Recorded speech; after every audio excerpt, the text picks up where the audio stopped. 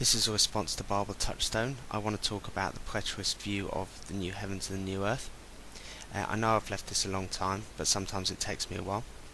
I was thinking about what you said in your video, specifically where you quoted Isaiah 65 verse 17, and when I looked up the verse I realised something. The Apostle Peter quotes this bit of Isaiah. He begins 2 Peter chapter 3 like this: I want you to recall the words spoken in the past by the holy prophets. He then goes on to talk about the new heavens and the new earth. When he says the holy prophets, I believe he has this portion of Isaiah in mind.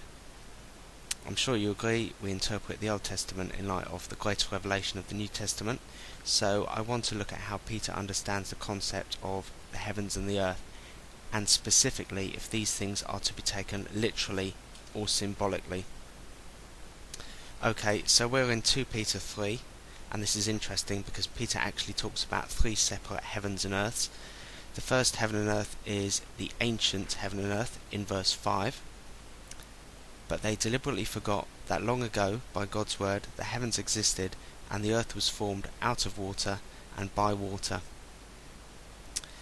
That's the Genesis account of creation. Now, however literally or symbolically you take the Genesis account, clearly this heaven and earth is physical and material. He then goes on to say that this first heaven and earth was destroyed by water. Do you take the flood account to be literal? Is it a historical event?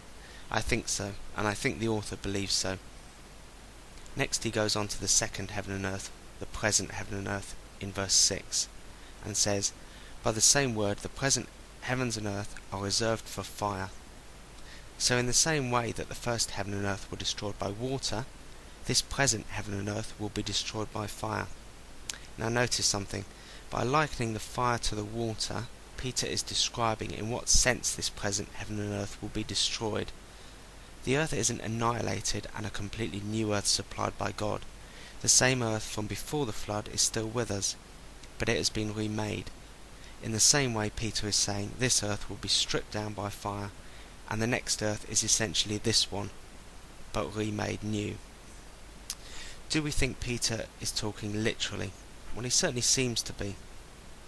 If you want to take the destruction of this present heaven and earth to mean something spiritual, I think you have to make the flood spiritual too.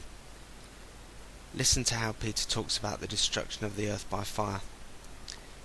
The elements will be destroyed by fire, and the earth and everything in it will be laid bare. That day will bring about the destruction of the heavens by fire, and the elements will melt in the heat.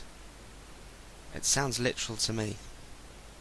Okay, on to the third heaven and earth, the future heaven and earth, or the new heaven and earth, verse 13. But in keeping with his promise, we are looking forward to a new heaven and a new earth, the home of righteousness. Well, if you take the first 2 heaven and earth literally, I think you need to take this one literally too. Okay, that's it. Based on a careful look at 2 Peter 3, I'm going to say that the new earth referred to in the New Testament is physical, and that it is in fact this earth we are currently residing on, remade by God. Okay, thanks for listening.